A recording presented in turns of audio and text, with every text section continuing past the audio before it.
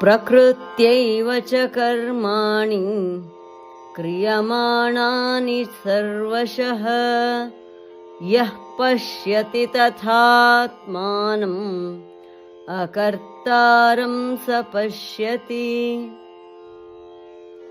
One who sees that all actions are performed by Prakriti alone, while the self remains a non-doer, such a person truly sees.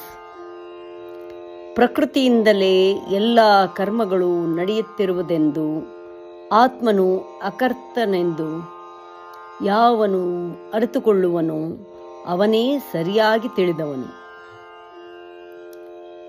ಪ್ರಕೃತ್ಯೈವ ಚ ಕರ್ಮಾಣಿ ಪ್ರಕೃತ್ಯೈವ ಚ ಕರ್ಮಾಣಿ ಪ್ರಕೃತ್ಯೈವ ಚ ಕರ್ಮಾಣಿ ಕ್ರಿಯಮಾಣಾನಿ ಸರ್ವಶಃ ಕ್ರಿಯಮಾಣಾನಿ ಸರ್ವಶಃ ಕ್ರಿಯಮಾಣಾನಿ ಸರ್ವಶಃ ಪ್ರಕೃತ್ಯೈವ ಚ ಕರ್ಮಾಣಿ ಕ್ರಿಯಮಾಣಾನಿ ಸರ್ವಶಃ ಪ್ರಕೃತ್ಯೈವ ಚ ಕರ್ಮಾಣಿ ಕ್ರಿಯಮಾಣಾನಿ ಸರ್ವಶಃ ಪ್ರಕೃತ್ಯೈವ ಚ ಕರ್ಮಾಣಿ ಕ್ರಿಯಮಾಣಾನಿ ಸರ್ವಶಃ ಯಃ ಪಶ್ಯತಿ ತಥಾತ್ಮಾನಂ ಯಃ ಪಶ್ಯತಿ ತಥಾತ್ಮಾನಂ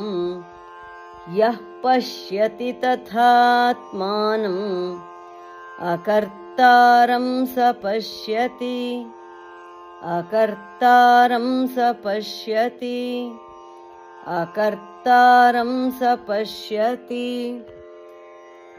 ಯಃ ಪಶ್ಯತಿ ತಥಾತ್ಮಾನಂ ಅಕರ್ತಾರಂ ಸ ಪಶ್ಯತಿ ಯಃ ಪಶ್ಯತಿ ತಥಾತ್ಮಾನಂ ಅಕರ್ತಾರಂ ಸ ಪಶ್ಯತಿ ಯಃ ಪಶ್ಯತಿ ತಥಾತ್ಮಾನಂ ಅಕರ್ತಾರಂ ಸ ಪಶ್ಯತಿ ಪ್ರಕೃತ್ಯೈವ ಚ ಕರ್ಮಾಣಿ ಕ್ರಿಯಮಾಣಾನಿ ಸರ್ವಶಃ ಯಃ ಪಶ್ಯತಿ ತಥಾತ್ಮಾನಂ ಅಕರ್ತಾರಂ ಸ ಪಶ್ಯತಿ ಪ್ರಕೃತ್ಯೈವ ಚ ಕರ್ಮಾಣಿ ಕ್ರಿಯಮಾಣಾನಿ ಸರ್ವಶಃ ಯಃ ಪಶ್ಯತಿ ತಥಾತ್ಮಾನಂ ಅಕರ್ತಾರಂ ಸ ಪಶ್ಯತಿ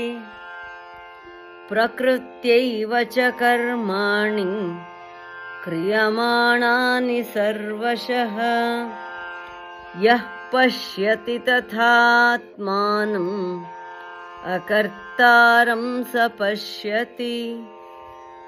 ಧನ್ಯವಾದ. ನಮಸ್ಕಾರ. ಶುಭವಾಗಲಿ. ದಯವಿಟ್ಟು ತಪ್ಪದೇ ಲೈಕ್ ಮಾಡಿ, ಶೇರ್ ಮಾಡಿ, ಸಬ್ಸ್ಕ್ರೈಬ್ ಮಾಡಿ. ಮತ್ತೊಮ್ಮೆ ಪುನಃ ಧನ್ಯವಾದಗಳು. ನಮಸ್ಕಾರ.